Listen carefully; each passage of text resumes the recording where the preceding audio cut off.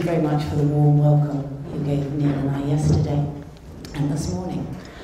We are going to concentrate on resilience, and we're going to concentrate on how we improve resilience in the young people that we work with, and we're going to do that through concentrating on motivation and performance and teamwork.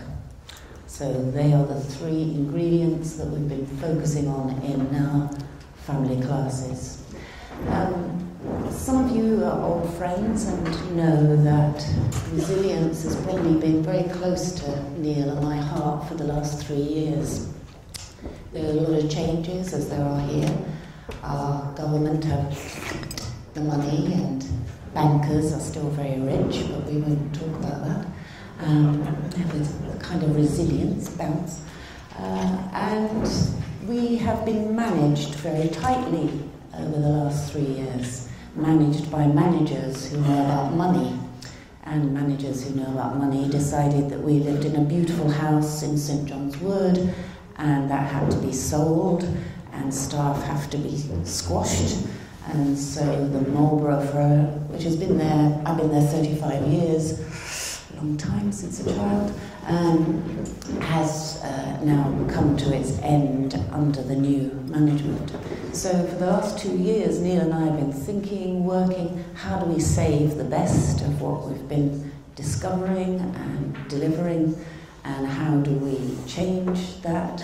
And for that, there have been many nights, apart from the gin and tonic and the cupcakes, where resilience needed to be there. And being part of a team and having friends, that whole thing of not getting isolated, as we have in family groups, has been really important. So this is our 3rd day of working for the Anna Freud Centre, London. So that's us new now. It is completely joyous for us. Some of you know Professor Peter Fonagy, who has got a huge reputation in mental health, child's mental health. He was one of the first people to write about mentalisation, and we now have a boss that understands children and the importance of children, as opposed to just money. So we hope that our friendship will continue now. We're at the Anna Freud.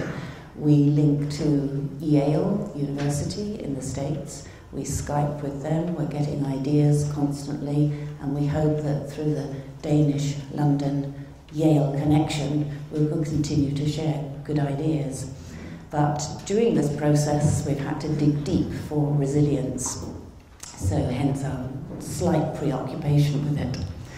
So, what we're going to do is talk to you about the importance of working with parents in the group, how attachment builds resilience and resilience builds attachment, how we have moved into a can-do, skills-based group, and show you some of the things that we do with that. You're right, Henrietta, we were preparing last night because we visited some fantastic workshops yesterday where there was so much creativity and bravery and tenderness. So we wanted to pull from those workshops reflections and pull them back into our presentation so that the dialogue can continue with your work and our work. So we're going to do that through this presentation and invite some of you to just highlight a little bit of the exceptional work we saw yesterday, which was incredibly uplifting. And those of you who are new to family class, hopefully you'll see a little bit of what it looks like. Those of you who have been in this business for a very long time and extremely skilled, hopefully we can talk a little bit more about motivation and buy-in from schools and teachers and how we're trying to achieve that. So that's the plan. We're going to kick off... Shall I just say? Oh, did you want to speak? So sorry. Okay. Right, that's... Excuse me, I'm here. I thought you were asleep. Just to say, Brenda, actually, we had a plan yesterday to go around all the workshops quickly. I went round 4, very quickly. Some of you saw me dash in the door. I was in the workshop for a few minutes and then off. Brenda went around one. And see, that's the male and female way, isn't it? Well, I'll move on to another. I worried Brenda this morning because I said, well, I'm going to just do some of the reflecting and musing and a few rambling stories and thoughts and ideas as they come to me. And Brenda's given you a clear structure of what we're going to present. I'm going to interrupt it by various strange things.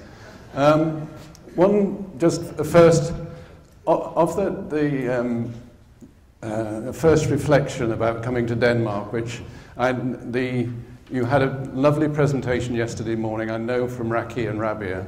So Brenda and I didn't see it as we were delayed in London, but I know some of what Rabia teaches, and I know some of the things she will have said to you, and probably asked you some of the features of your Danish culture.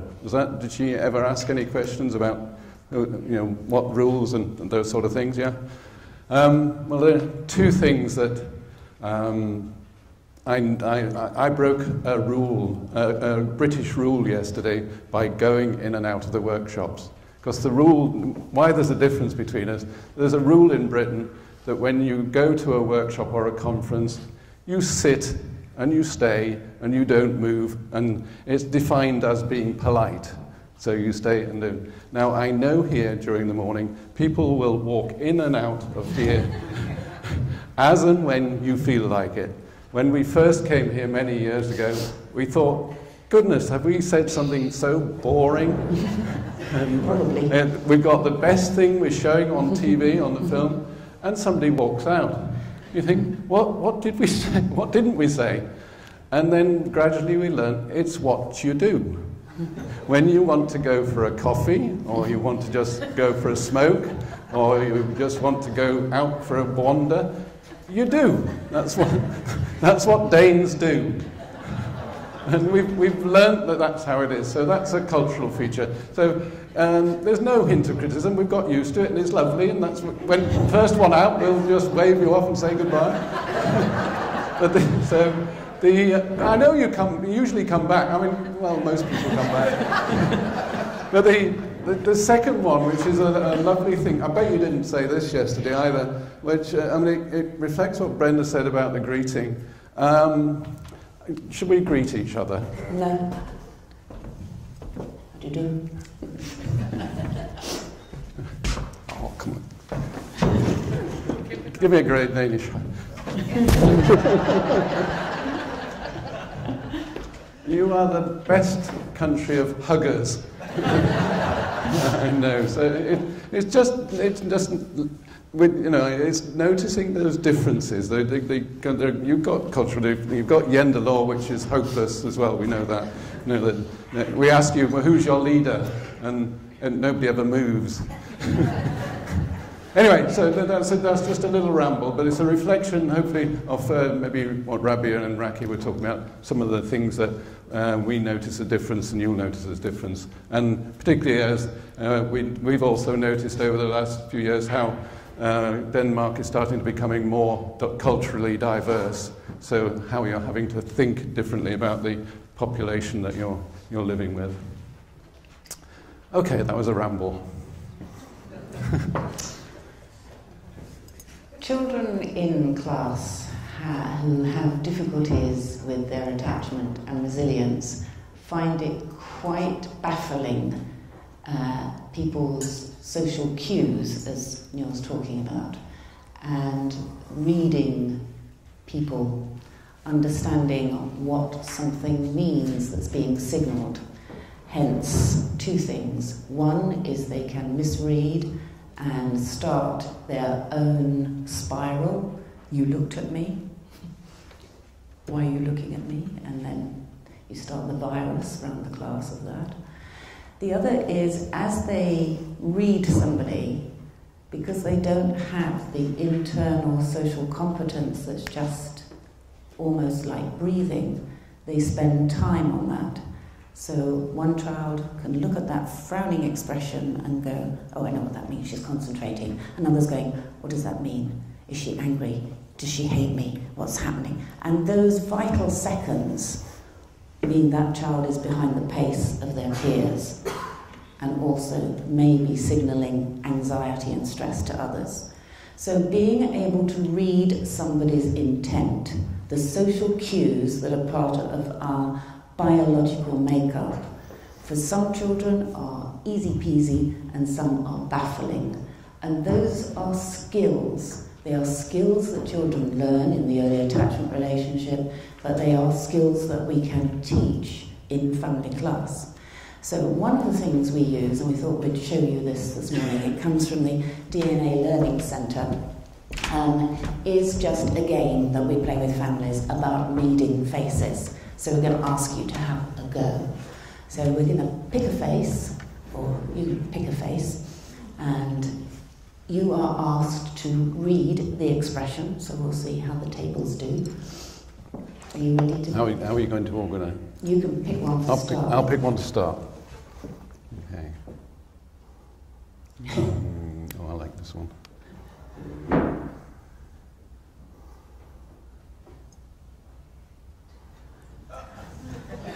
Wonderful, isn't it? Now, you have to, maybe you could get to this in Danish, but you've got a choice and you're going to talk about it on your table. Is he adoring? Is he afraid? Is he aggressive? Is he amused? Is he begging? Is he concerned? Is he cruel? Is he disgusted? Is he defiant? Is he despairing? Is he excited? Is he expectant? Is he forgiving? Is he grumpy? Is he overjoyed? Relieved? Sad? Sociable? Surprised? Or unfriendly? Talk about it. Would you like a replay?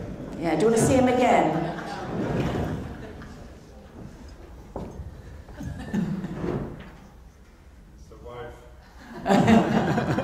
Talk about it on your table. I'm going to ask you to make a choice.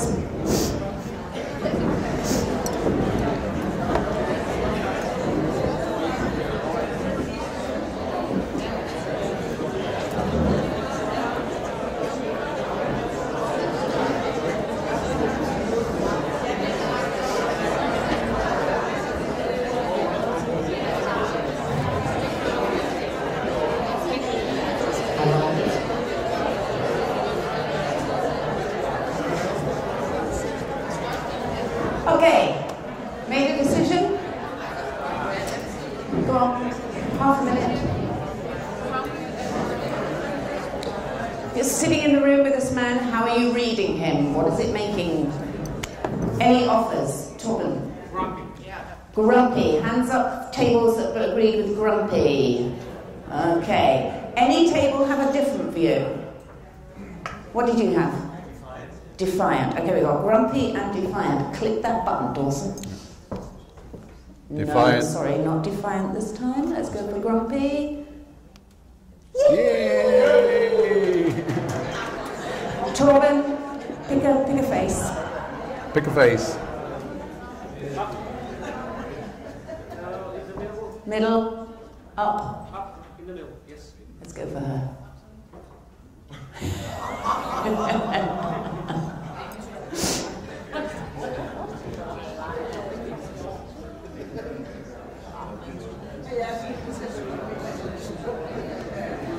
Okay, same procedure. Pick up.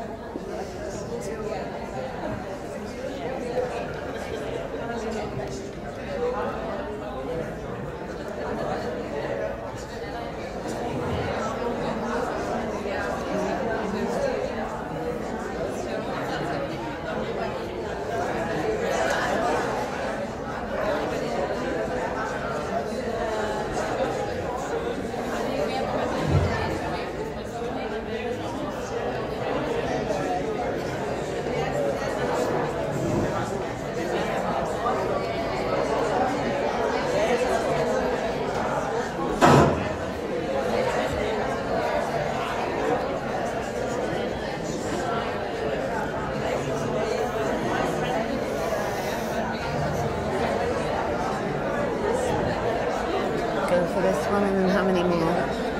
We're getting bored. We've got two more. Okay.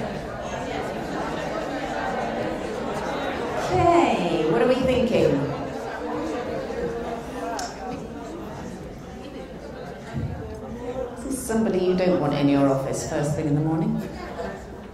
What do we got? Unfriendly. Unfriendly. Okay, good. Any? Cruel. Cruel, unfriendly, defiant. Cruel, unfriendly, defiant. Anything else? Aggressive. And aggressive. Okay. Okay, So we go for those. No, not aggressive. Cruel. Oh! Yeah, well done. Okay. Okay, we'll do one more. So these were Baron Cohen, who looked at mindfulness and also looking at autistic spectrum. This is something that they devised at Cambridge University and got actors to replay, and they've been using it to think about how children and adults on autistic spectrum read faces. So it's part of research. We'll try one more. People? Yeah. I would like third row down, the right, all the way to the right. He's my favourite.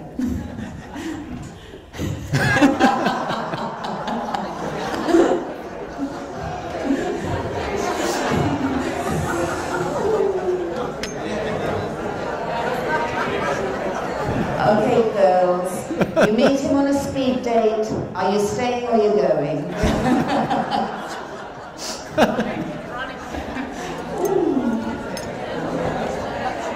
He looks adoring to me.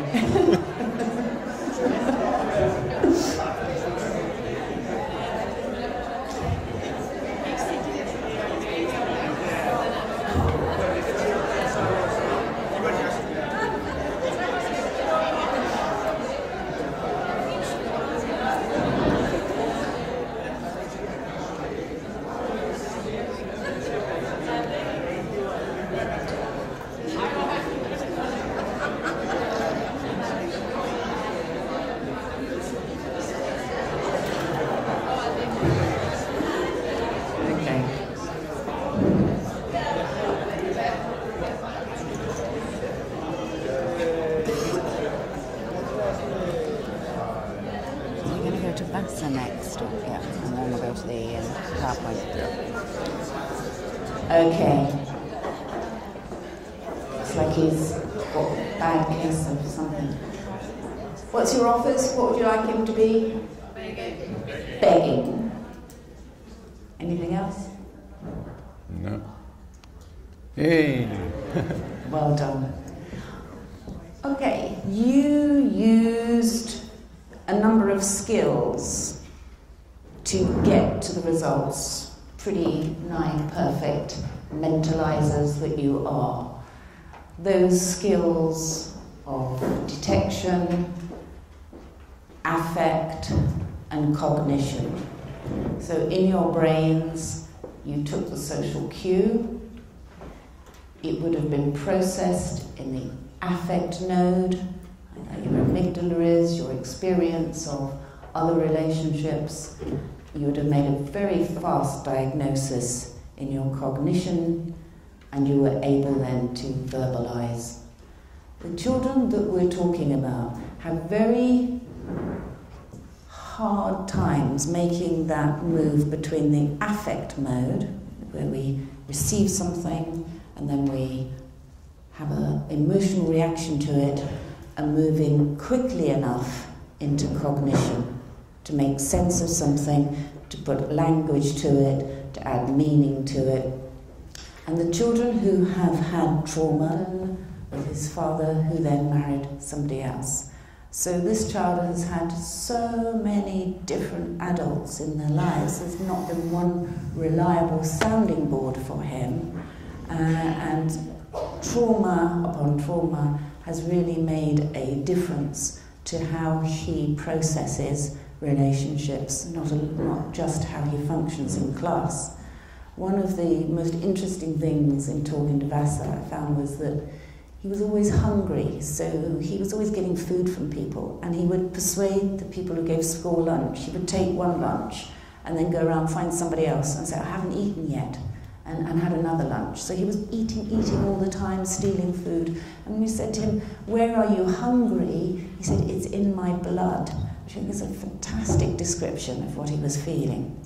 So what we want to do is just show you a little bit, for those of you who haven't seen our family class, of a family class in action in one of our schools, and Vasa being adopted and cared for by the multi-family group, that the peer group take care of him throughout the school, but also start to process skills work, start to think about what does he have that is part of his resilience, what skills can we identify that meant he's survived this far, and what are the skills that are missing that we need to rehearse, practice in the training ground of the family class, and then deploy back into the school.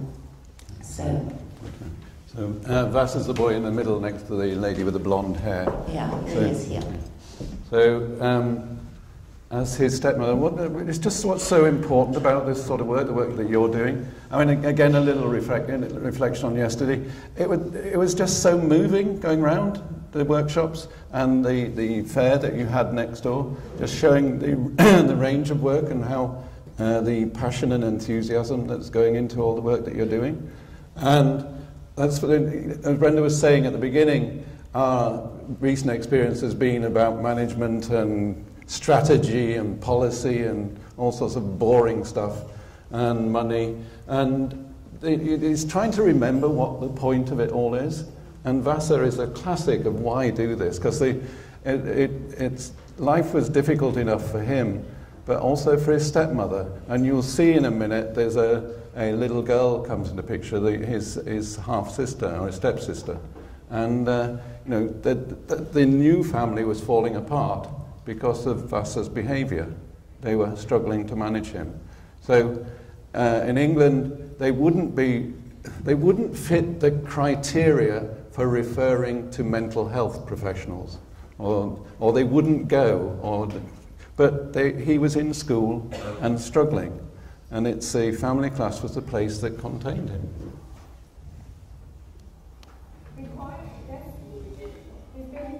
Communicating, okay. And also using his hand as well. Using his hand, yeah.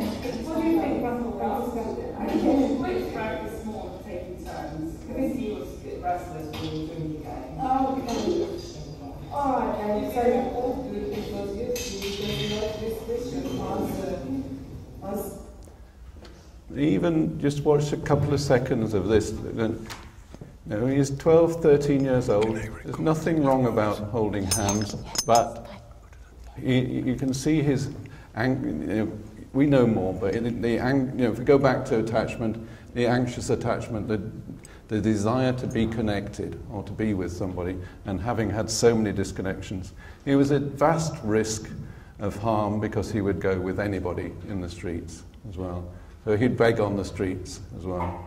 Mm-hmm. Okay, so there are bits that are missing, if you like, from Vasa's experience that mean he is short of some of the social competences.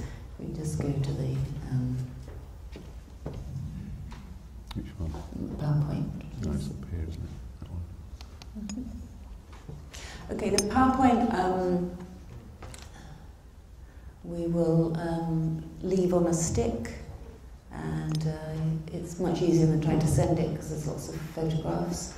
I also have a bit of a handout on brain, and again, it'd be better if I'll give you that on a PDF and you can download that. So, okay. It's not full screen. We can get into play.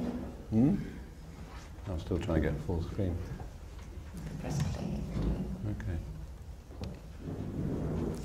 Okay, so what we're going to talk about, and just do a little bit of theory before we get into the practicalness, is this idea of building resilience and this notion of a well-regulated child. And a well-regulated child for us is one that is got an inner state control, is able to move from this idea of detecting social competence and cues to moving through the affect mode of experience and understanding something emotionally and being able to think. So to be able to use that brain competence in the classroom, in the playground, and in relationships.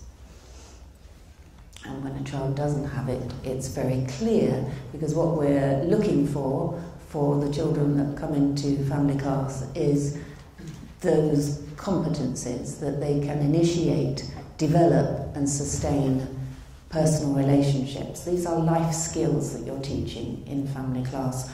Often you're teaching them to the parents at the same time as the children, because you know from your experience that the reason some of these children are without is that there is nobody that can teach them. And I guess many of you have that experience where parents will say to you, I know what I should be doing, I just don't know how, I just don't feel it. So you are doing, that's the joy of family class, it is really family learning on these social competences. That it is possible to use and enjoy solitude, that there is something about being comfortable with self, that you are able to be aware of others and empathise with them, that you can play and learn, and you develop a sense of right and wrong. You can resolve, face problems, setbacks, and learn from them. So all of those healthy states for children in school and the adults that care for them. Okay.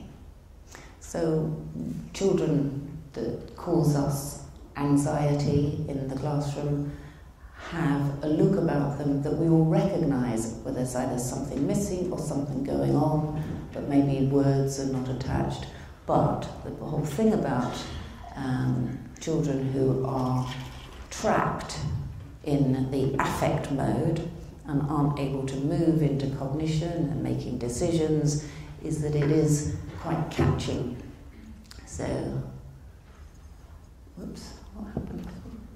Okay, right, well we've lost one. We'll come back in a minute. Okay, so what is going on here? We have a short paper on this is the bit that we can share with you, is that when that young person receives, or any of us receive the information, you get that through your detection, moving up into affect, and then moving into cognition.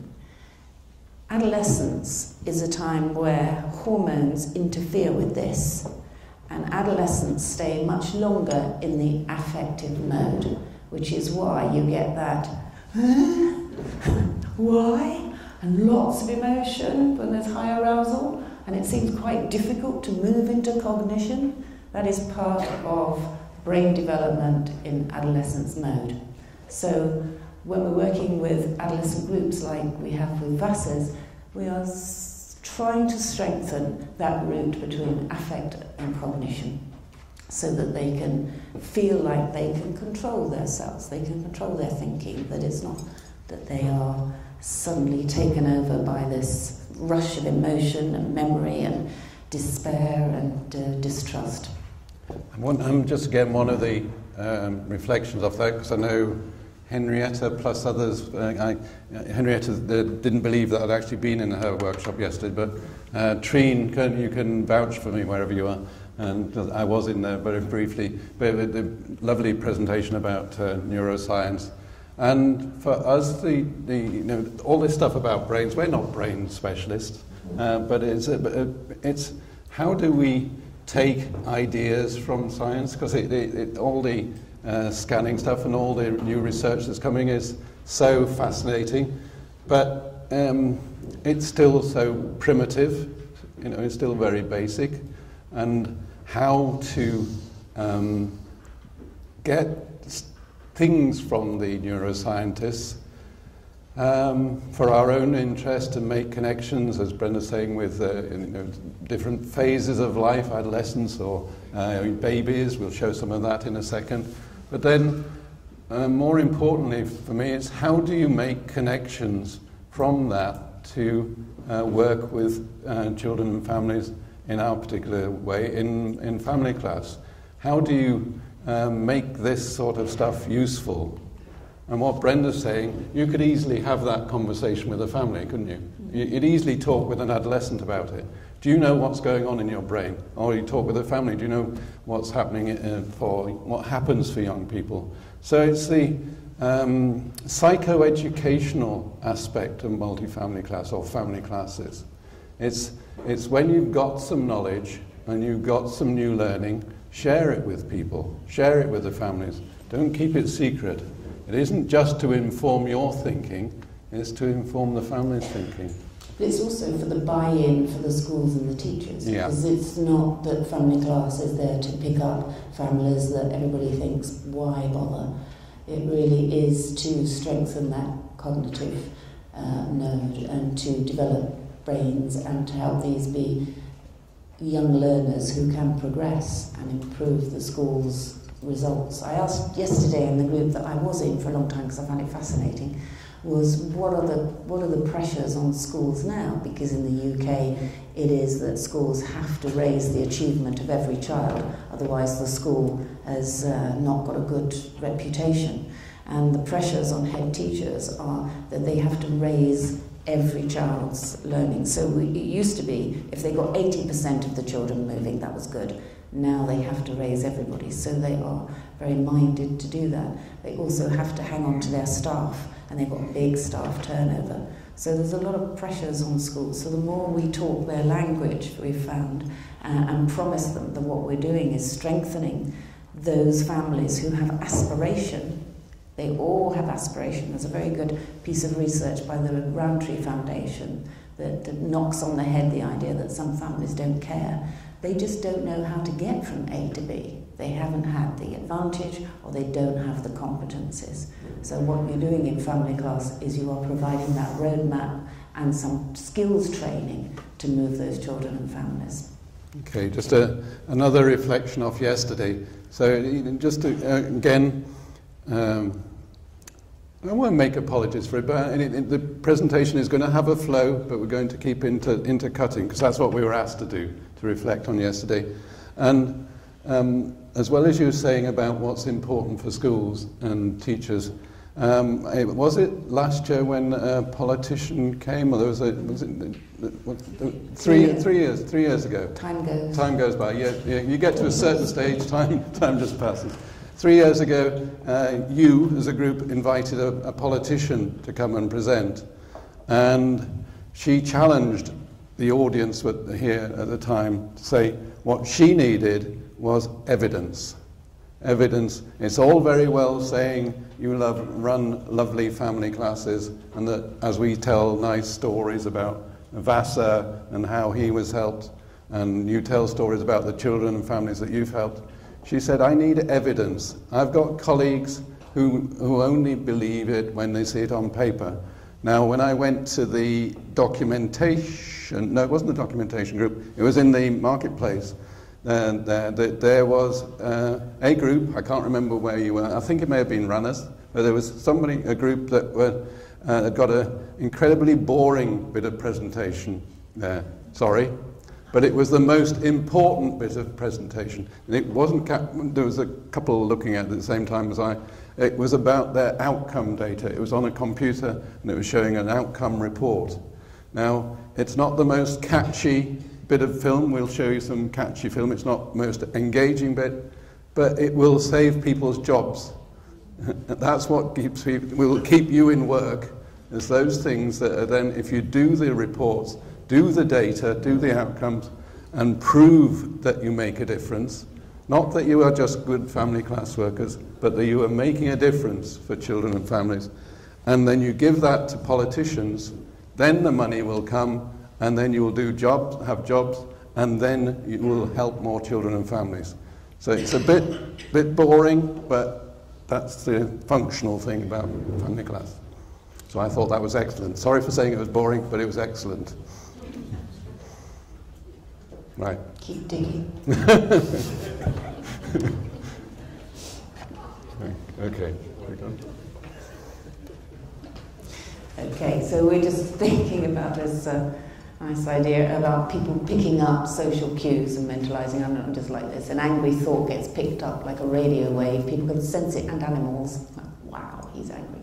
So how these things begin to go like a virus through the class or even through family class. You know, we are trained to be on alert and get ready for fight or flight when we pick up somebody that may be signalling anger or frustration. But some children misread that. Some children don't pick that up, and that's what we're looking at, is where those gaps are. Okay, so sorry, this is a very small writing, but I'll just read it out and get it on the PowerPoint. Conversations that focus on concrete concerns. You know, who did what? Explanations of behaviour in terms of physical and only physical circumstances. So people are not able to look at what lies behind a behaviour. They don't have that capacity. Difficulty in emotion recognition. That's what we were just playing with first thing this morning. Confusing thoughts and feelings, difficulty observing one's own thoughts and feelings, not recognising the impact of thoughts, feelings and actions on other, overgeneralising, catastrophising from mental states, everything, always. Inflexibility, feeling that someone else's thoughts are dangerous, struggling to relate thoughts into reality, and acting without thinking or avoidance of thinking. So this is a kind of catch-all list for when we know we've got to do some work on social competence and mentalising in the group. Okay, so when does it start? Let's have a little think about this. Babies. After the first year of life, baby smiles at humans. We are social beings. It is how we stay safe in the world. And from under 12 months, babies deliberately engage and redirect attention of the caregiver by vocalising and sometimes pointing. So babies start this conversation, pre-language, which is about making sure that they have a secure base to manage the world through the mind and the behaviour of the adult that cares for them. And by the time, lots of you are doing amazing work now with kindergarten children and smaller families early intervention, and that by the time children are 2.5, children are quite complex in their social tactics, teasing, lying, saving face. I'm sure I won't digress, but that idea that some parents find that not about social engagement, but there's an idea of a bad child and needing correction. Most 2.5-year-olds are quite good at teasing and hiding and playing games. And by 5-6-year-old, they'll tell rather non-toxic lies to protect other people's feelings, not just to avoid punishment. You know, that idea of, I wasn't in the living room when the thing broke. I was in the kitchen, right? Because you told I wasn't even that. I didn't even know it was broke, and I was running. No, I wasn't running because you told me not to run. I wasn't running, and the thing didn't break. And I didn't know. So that's what happened. You know, that idea of the young making up the story to cover what happened. Quite normal. Okay, so what we're talking about is finding our mind in the mind of the adult. This is such a crucial part of what you're doing in family class, is you are recreating opportunities for children and parents who, for whatever reason, have missed these early attachment signals to have another go, to learn these competencies. And that the parent's capacity to mirror effectively their child's internal state is at the heart of this learning. And that learning is what will have an impact on the cognition later back in the class. We'll come back to Henrietta's work in a minute on this. Okay, so how does this work? So getting to know how to be a human, not as straightforward as you think. Being human is learning about what things are about and how to do things, okay? Luckily, humans have evolved to teach and learn, so here we are. We have a culture of social behaviour and we learn it efficiently, and many of us who've fed our children still do this as we mirror and they... Your daughter's 21, I know, but it's still so important.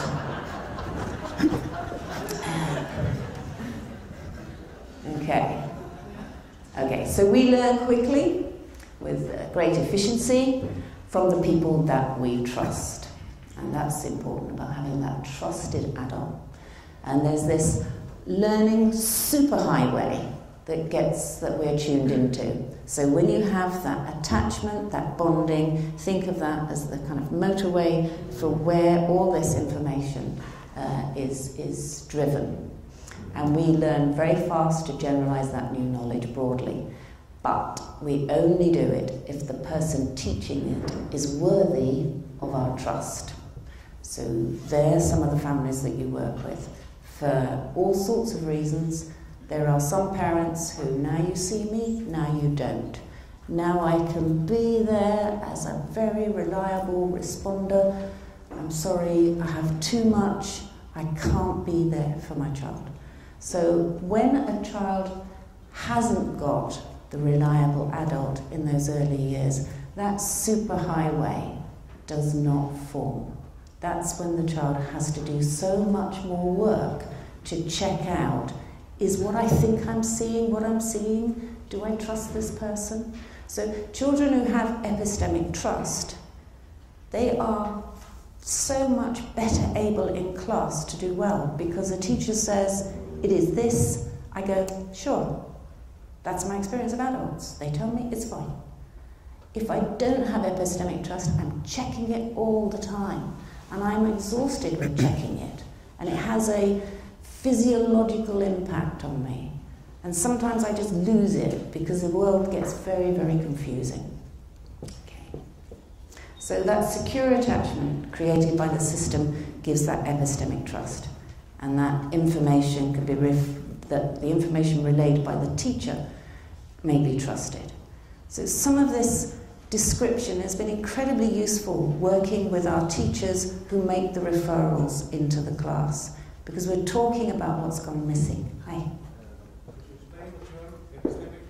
I think it just means, I've tried to do this in Danish before, but I think the only way I can describe it, it's instinctive. Yeah? That it's born a bit like anything else you learn as a child, or you do things now instinctively, you don't have to think because it's super fast highway. Whereas, remember when you first started to learn to drive, you had to think about everything. Now you do it instinctively on a mobile. So it is that difference, and those children who don't have that instinctive, it's not in the blood, as Vassar would say. It's linking it to the how well the attachment relationship has gone. The attachment relationship does something to the person's internal system, whether we go into brain, whether physiology, it's just there. It's, as you say, it's instinctive, it's total, it's reliable. Like breathing. You do it, you don't think about it. It is just you, that's how you are. And you know it when it's not there. Okay, so I'm just going to take you through this. This is an incredibly useful slide when you're talking to politicians and head teachers, because it describes what you're doing. So I know some of you had a good time last night, so apologies if this is a bit hurting on the brain, but it is, we found it absolutely vital to move from the idea that family class is just a place to corral all the naughty children and all the naughty parents, and they can have some games and have some fun, and it keeps them out of class for a bit, but really it doesn't change anything, does it? You know, that's family class, this is the rest of proper school. So what we're talking about is the purpose of family class and why it's important for the school and for families in UK, Denmark, beyond. Attachment security is where social cognition. Are you going to do something? Shall I do some pointing? No, I'll do some pointing. Shall I? Okay, do pointing. I'll do pointing. None of your silly stuff. Because this is the serious bit. It's trying to get, what you're describing is trying to get the movement in it as well, isn't it? Okay, let's see you do some movement then. Okay. Attachment security is, as we've talked about now, where that super highway of being able to pick up data and translate it and act on it is formed. And children that don't have attachment security have a disability in this area. Moving from that social cognition, being able to read others, to be able to make decisions, leads to, now I'd like to see you leap up now, Neil, to self-regulation. Yes, that one at the top. I need a pointer. Have we got a pointer? Right, if we look at self-regulation, Yeah, you got a pointer.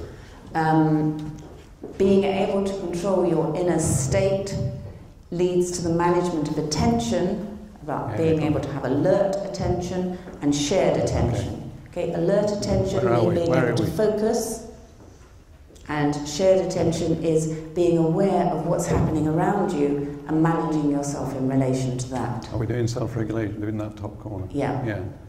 So the management of attention, really, really important classroom skill, because you've either got to be on the money and focusing, or you've got to be aware of what's going on around you and manage yourself in relation to that. Two types of skill that can be taught and practiced in family class. And inhibitory control is that control of inner state through breathing, through focus. They're important, again, both leading to learning and educational achievement. And we just go the other way. Social cognition, the social competence, reading the cues, being able to make good communication, leading to those interpersonal skills, both from classroom behaviour and friendship patterns, all again leading to learning and educational achievement. Now, the children who have epistemic trust, those self-regulation interpersonal skills are pretty much well practiced and encoded, and they can go faster to the learning of the educational achievement. Those children that don't have epistemic trust struggle with self-regulation, interpersonal skills, and get into difficulty in both those areas. Is that kind of clear? Yeah. So, again, one of the joys of working with the Professor Fonagy and Mary Target is lovely. We can have discussions like this rather than just about money. Yeah, we asked them to, can you make a link for us between attachment security and learning in the classroom? So that helped us draw this diagram. Let's see what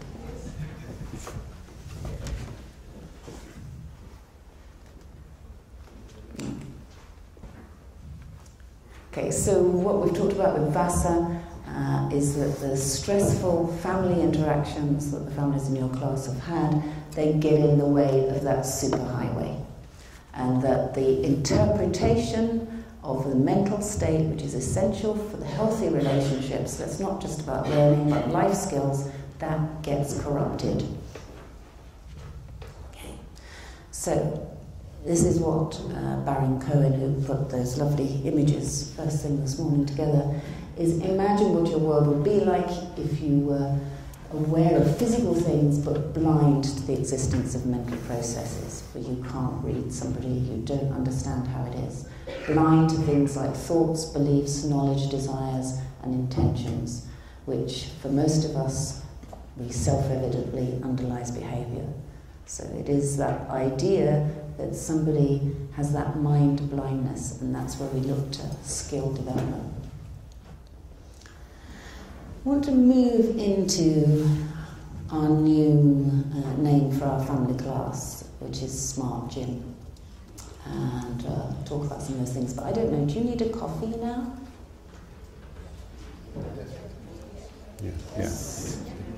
You usually do at this stage. Yeah? Culturally speaking, being sensitive, you need a break. So why don't we take 15 minutes and then we'll come back to the practical how. Yeah?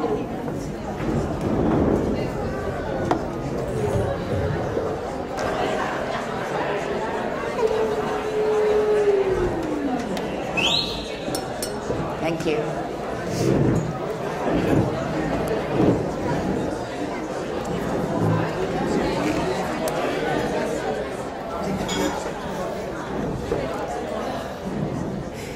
You do not get paid for being teachers, social workers, pedagogues. You get paid for the difference that you make to children's lives. In the same way, that a brain surgeon does not get paid because he's fabulous. Brain surgeon, he gets paid because he can make a difference to your life. If he makes surgery on you and you suddenly have a tumour removed, he can say to you, show me the money. But he can't say, show me the money, just because he's a brain surgeon. A footballer is not just fabulous because he's skilled. A footballer that can score goals, stop crosses. Is this too traumatic for you? Neil supports Fulham, and anybody that knows about stop it. Fulham, This is so bad. His arousal now. Some of us, he won't be able to think. I'll leave. Affect mode will be churning. There's no social cognition. You all right? No, I'm depressed. No. Those of you who don't know, it's a long. Okay, we'll go a narrative approach. God, This is a long-running story for some people about my ups and downs we're of just reliving. Supporting Fulham. Fulham is a team that helps you to learn how to manage disappointment. Okay, so all other footballers get paid for scoring goals, winning possession, making crosses, blocking tackle. They don't get paid for just being footballers. So we have been working with Chelsea, and we've been looking at their young academy players, where the philosophy is you don't get paid for training, but it's the training that you do that enables you to win crosses, to make goals, and that's where you can say, show me the money. So taking some of that philosophy into family class being the training ground for skills. So we're going to share how we're looking at motivation, buy-in from school staff, children and parents on a skill-based motivational curriculum that gives multifamily class a purpose that links back to all that we've been talking about attachment and epistemic trust and the values of that, but doing it through this very skill-based work. So we, in our family classes now, our Smart Gym family class, are experimenting with bringing in a number of ideas, and we're going to show you one that's Danish, that I'm sure is accessible to you too, because it was, first of all, part of the Danish handball team training, called Fit Lights, if you've seen it. And it's used with children who have quite a lot of special needs. But we've been bringing this into family class in our classes because it's designed to do, as you can see here, working memory, maintain the instructions and strategy that you're given in the class, to have good social interaction about playing together with rules and managing, all good practice area of skills that are learned in family class and then are deployed back in the school. So as see the coaches at Chelsea saying to their young academy players, you're not going to get paid for training. Nobody pays to come and see you train. Sky don't pay for that, but they will pay you for what you do on the pitch. So in family class, we're talking to children saying, you know, this isn't it. It's what you take from here and show back out there. That's where you get the value, the reward, the show me the money moment. It was quite sweet because we were hearing of a young academy player that said, I can stop crosses, I'm going to ask the coach for money. And we heard our very experienced coach say, you get 2p at the moment for every cross that you cross.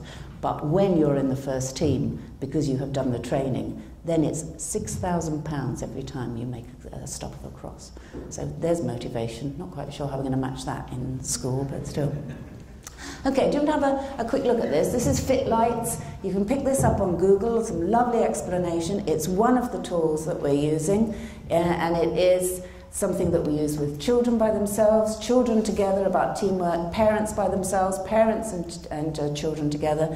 And interestingly, we were just talking to a head teacher the other day who said, I want you to train all my staff in this. Can you hold it for a minute? So what it is they come in a box. It costs about £2,000 in England. Don't know what it cost you here. They're Danish. They are lights that you can program, and they can turn on and off in different colours. So we use it, we see it working at Chelsea where they have maybe 4 players. They put the lights around the floor, around them, and you're in 2 teams, and there's a green and red. And as you pass your hand or your foot over a light, it turns a colour on the other team. So if I'm red, I want to turn all your red. I just keep touching mine, and you're trying to touch yours to make mine red. So it's quite agile, it's fun, but I've also got to be able to read you. Now, one of the interesting things that's coming out of sport is that a fantastic sportsman or woman is not a person who's just super skilled and super fit. They actually... Did you just turn me up? No. Oh, that was. I wish I had that skill. Yeah, no. Never. 35 years, never. You asked for that one. I know. I lost the plot now. What was I saying about that? I'll come back to me. I'm completely discombobulated. Where was I? You were talking. They weren't only skilled, Yeah, thank you. Brilliant. They weren't only skilled at being fit and able, but actually they made time. So a really good sports person, you can see that they sort of create time around them. And that's because they did these studies that show they can anticipate. So if I'm a fabulous tennis player like Lendl, I anticipate your moves faster than he does if I'm Lendl. So I can make space, and make space for thinking. And we're trying to bring that for the children that don't have the epistemic trust. How do you make space to think? Because you're going to have to think. So some of these are training exercises in the service of that. I think for me, just some of the things from Chelsea was in sports science, and I think it's quite popular in creative arts as well, the idea that to get a high level of skill, it takes something like 10,000 hours to develop the skill. And it's not just that somebody has got this innate ability. Say Andy Murray doesn't have quicker reaction time than any of us in the room.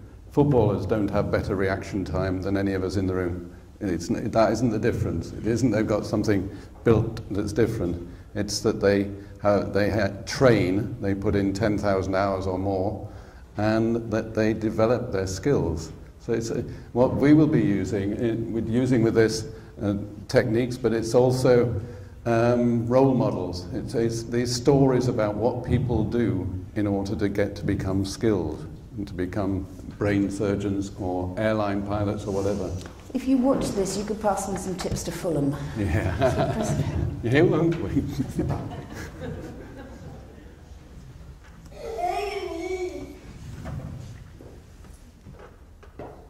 That's what happens when you stop it on the internet.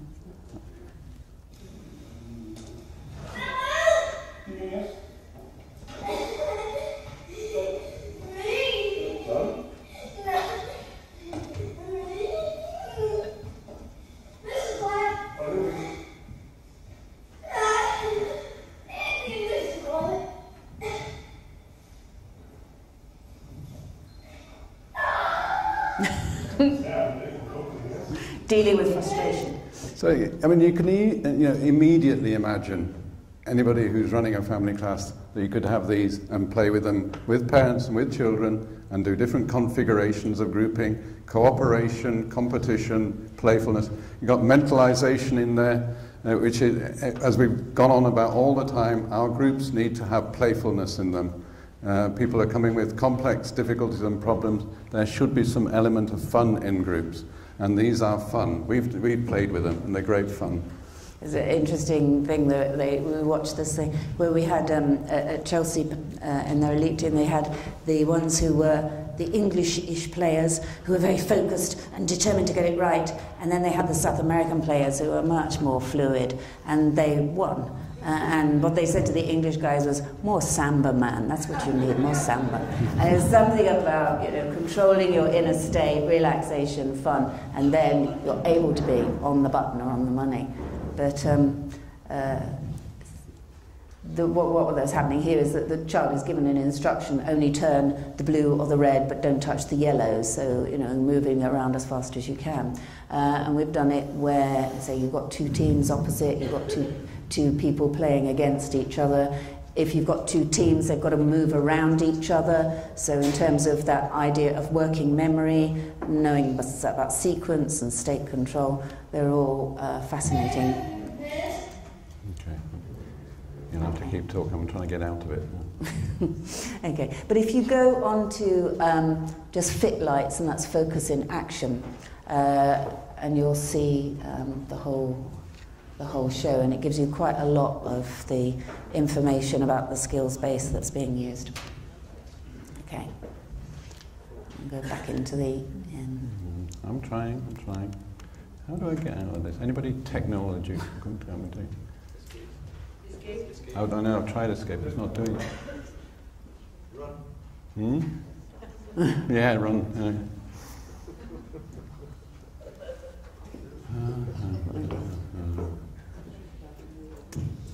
Get back to the PowerPoint.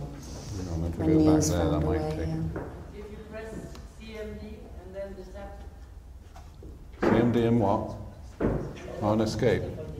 Yeah. Meanwhile, in the intermission, here is the iPhone 5.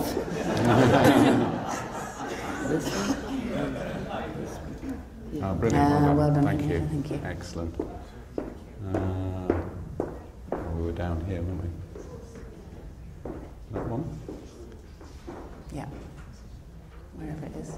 That was the one, wasn't it? Okay. Okay, so we'll just go through some of the play. Cool. Some of you know, because we've looked before at using the ping pong machines, which is the RoboPong, which again is another one for focus, attention and memory. And we watched Chelsea's back four playing with RoboPong, where the balls are fired up against the wall at different speeds, and they, in teams, had to remember sequences and pass the ball between them once they'd taken it off the wall. So again, you can adapt some of these ideas, because it's all about alertness, focus, attention, teamwork, all of those skills, which are about that inhibitory state and behaviour and learning back in the classroom. I mean, just a sideways reflection on it, because again, everybody reacts to their own culture and context. We're reacting in relation to the UK culture and context of schools. Now, I think Brenda referred to it slightly earlier, but the pressure in schools is that all UK children have to achieve to the ultimate limit in order to compete with countries like Korea or wherever in the world. So we're talked about a global marketplace, the globalization economy, and Britain has to compete. So everything is about competing, and schools have to compete.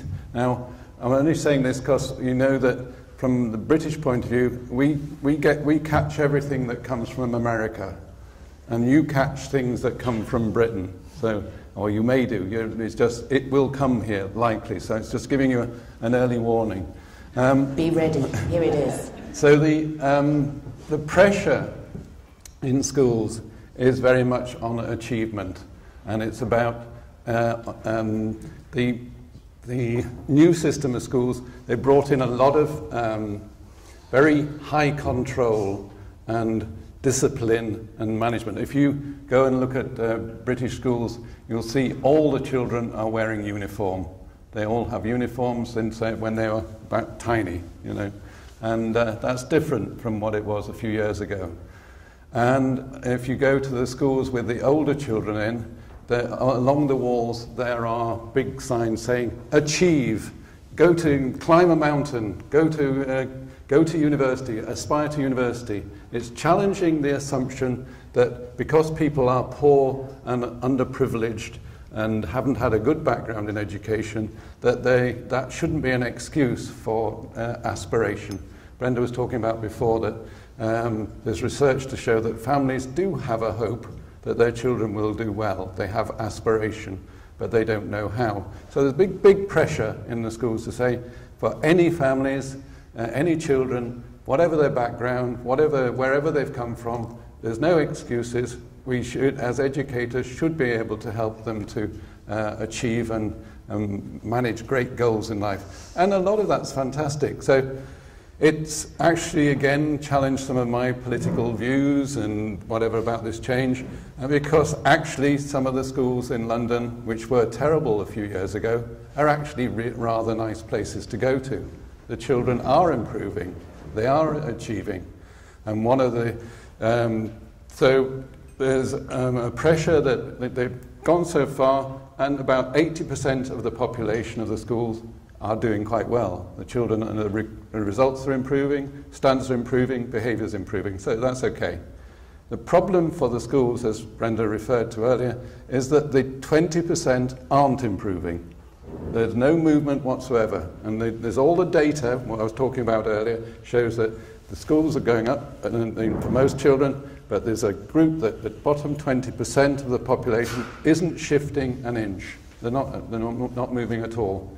And so no improvement. And what we are challenged with from all the education bosses and government ministers is saying, if through your methods you can narrow the gap, that's the conversation, can you make some slight progress for that bottom 20%? Can you improve it in some way? And can you prove it? That's where the reference earlier to research and outcome measures is important. You have to show, as that last one there, is that progress is happening for the population you're dealing with. Now, I think you're a much kinder, gentler society than we are, as far as I go around schools, but that's what we're facing. And that's, to some extent, I think we're probably being organised by that zeitgeist, that context, to help to focus our attention. What do we do that will make a difference? What do we do for children that will make a difference? And Brenda was referring to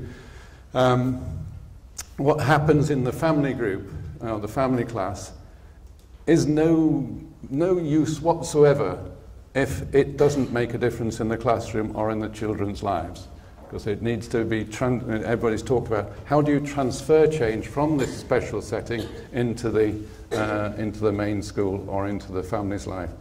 And we have to do that. Again, because we are so involved with people who buy services, they say, you do this, if you prove it, then we'll buy, we'll take on your services. So, sorry, that's a horrible political line, but that's what's coming. Okay. And it's fun. So the conversation that we're having with children when things go wrong is this mantra of what's happening to me. When a child is in the catastrophizing state because they don't have the good mentalization skills, the conversation they're likely to have is, it's always me and everything I do is wrong.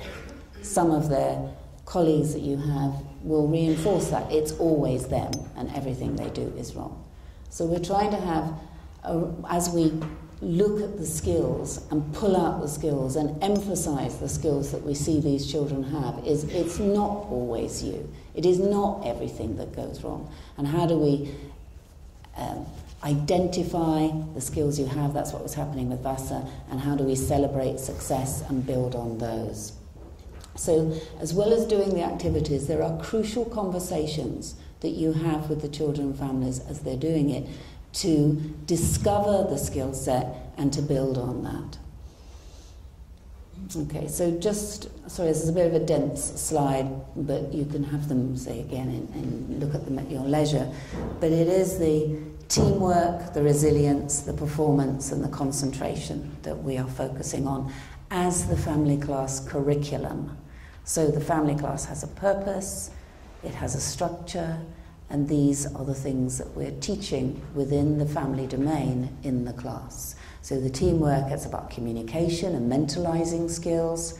The resilience is about that idea of a good life model, PERMA, which is the Martin Seligman's look at what makes a life an enhanced life, a good life. And we'll come to a slide, I'll explain a bit more, but it's about accomplishment, good relationships, having meaning in your life, being engaged in positive things, and those things that some of our families have missed out on. And that's a good platform for building resilience. And then the performance, the ability to motivate and to manage distraction, split attention, having that good working memory and positive mindset and learned optimism, the idea that progress comes from effort rather than just talent or opportunity. That defeat of, well, I can never, I'm not this, I've never been. So what are the skill sets that we need? And the concentration, that's breaking it down to alertness or dynamic attention, shared or distributed attention, working memory, state control, selective attention, and sustained attention. So when somebody says what's happening in family class, just say that. You'll be very impressed. Well, it's just, again, to finish off that earlier thought about, again, what's happening in school with the bottom 20%, where they are saying everybody should aspire to high achievement. What's missing, I think, in a lot of the school's presentation is exactly this: what skills are required, for me to be able to aspire or to achieve. Because young people, if they see those signs on the school walls saying "Go to university," they'll say, "But I haven't got a clue how to start." And the only dimension that the school, as they are configured at the moment, do is to say, well, just go to your lessons and do well. But it needs to be broken down into small steps, and that's exactly what we're trying to do. Okay, so we took a look at target setting in what we're calling our motivational curriculum. So it's about performance action. What do we need to achieve? Where's the show me the money bit? The brain surgeon taking out the tumour. The component skills, what do we require to make that action? And what are the training actions that we need to do? And this is taken from the Chelsea template, and we've taken it into family class with a lot of success, so it'll be well worth sharing. Okay, so what are we talking about on the show me the money idea? Performance action is, what do you have to do to get paid? The component skills, what skills do you need to perform these activities? And training actions, how can you train to practice the skills? So those of you who do know about Chelsea, you can guess who this one is from. So his personalised curriculum for the week was play successful forward passes, that's what he'll get paid for, control the central area in front of defence, win back possession with tactics and interceptions. So the skills he was tasked to work on that week, because what the coaches do is, even if Chelsea lose, each player is given a detailed feedback on what they did well and what they didn't do so well. In the same way, I saw a lovely thing. I did stay for a long time, yes, in that group yesterday. Is it from Saab? Have I got that school right? Saab School? Yeah, there you are. And you were beginning to think about how do you make it real for parents and children. And you took parents and children into the mainstream classroom to get them to observe what it is that their child have to achieve. What do they have to do to get paid? So, where is the deployment landing? And you help them identify the skills, the activities needed to be successful in that classroom. And then coming back into your family class is like the training ground. What can we work on together that enables you to have those skills that can go and thrill your teacher back in class? Very nice way of working, lovely. So, tactical, technical, fitness, mental processes. What was this player needing to do during that week? He was told to watch tactical instructions on the video and train with the fit lights, to kick a ball against a rebound board, and to talk to the coach about motivation. Who is this player? Come on. Begins with M. Big Chelsea player. Come on, Tommy, where are you? Girls. Chelsea player. Good legs. Come on, girls. Spanish, not very tall. Yeah. Matter, one matter. Yeah. So, Have you showed this to Fulham? they don't I've get got some it. insider information. Just don't get it. Actually, their coaches do work closely together, I now understand. Not very well.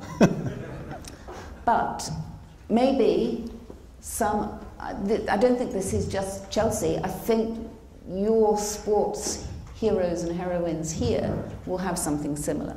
And for children to begin to identify, I'm doing this like, my sporting hero, has some motivational If you listen to many modern sports people when they are interviewed after a game, I was listening to Andy Murray after his games, and what he usually says nowadays, well, I did well at this, I did play well in the first set, I anticipated the ball well, I was able to focus, I didn't do so well on this. So it's very much the style of language now with a lot of sportsmen is what were the skills that I deployed, what did I do well, and where do I need to improve. It's much more than just the generalized oh goodness, it was all awful. So that, they're getting away from the catastrophizing or me, not me, or bad luck. So it's fascinating to hear the different way they're being coached.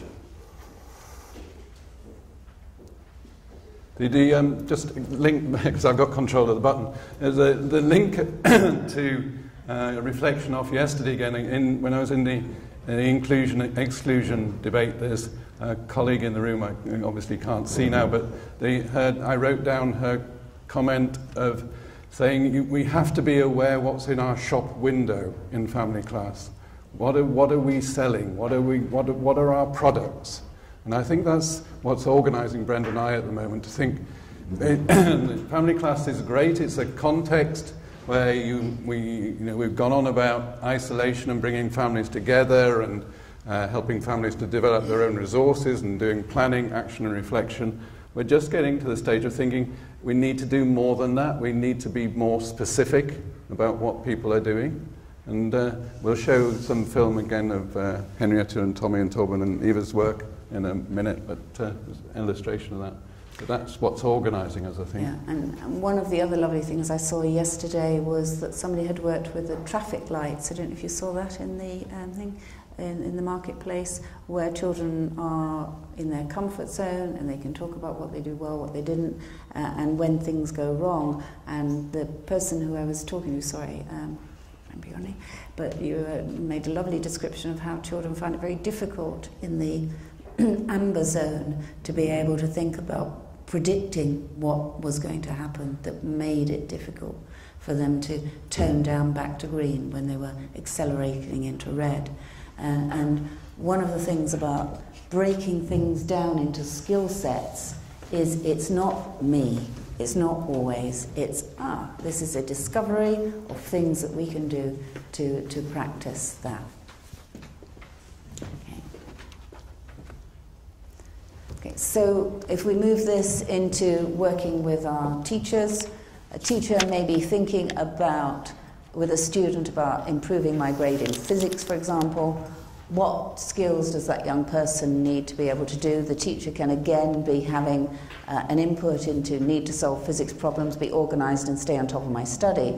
But it's in the family class with the multiple reflections of other parents and other children that we begin to help that young person identify their own training action.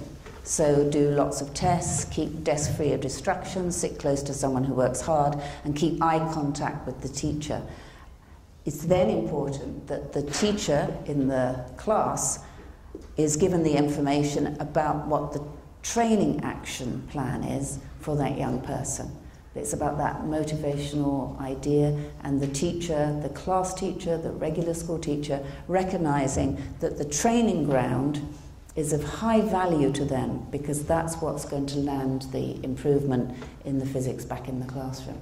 So one of the schools that we've gone into where the teacher, the head teacher, is incredibly good at mentalizing, he's set up a coaching system where we have 5 main senior teachers as coaches, and they sit in when the goal setting is done. And they actually have 2 or 3 of that child's teachers to coach. So they meet regularly with the young person's teachers to make sure that those teachers are staying in touch with what's happening, training, how's the feedback going. So we've set up quite a neat coaching system, which actually is there from senior management to improve the competences and the support for those young people, those younger teachers. The coaches are also looking after some older children who are mentors. So when a young person sets up their training plan, their school coach is there who knows what's going to happen around the school and be a reference point for the teachers. And also they've got an older child that's a mentor that's there to keep an eye on them and that they can go to. So we're trying to set up a system of support around this idea of training and deployment. So we'll see how it goes. It's a creative idea. Okay, so this PERMA, this idea of good well-being, is about being engaged. When they looked at, I can't remember how many children and families, realising that unless some of these things were in people's lives, we were not having a good mental health state. So positive emotion, engagement in meaningful tasks, relationships, meaning and accomplishment. So they are some of the themes that you work with all day and every day. And then how do we think about that, bringing it into goals and targets? So if we take accomplishment, for example, we might be thinking that there is an accomplishment in a young person identifying something for themselves, that they want to run a 5-mile race, for example. What skills do they need to perform it? I need to have endurance, speed, be able to assess my progress, adapt my training. Okay, so what's the training ground for that? Run for 30 minutes, run up hills once a week, use a daily and weekly planner to schedule my training. So it's just a way of structuring goals so that the young people gets the buy-in. Can I ask you to do something now around this? Can you interview somebody on your table? I want you to interview them in terms of an accomplishment that they have in their life made already, whether it's that they have become a fabulous singer or that they have learnt to make drum cake or something wonderful that they can do. And then could you interview them to see what skills they think they had to make that accomplishment, and then break it down to what, if you were advising a young person how to have that accomplishment, how to gain those skills, what training actions you might suggest.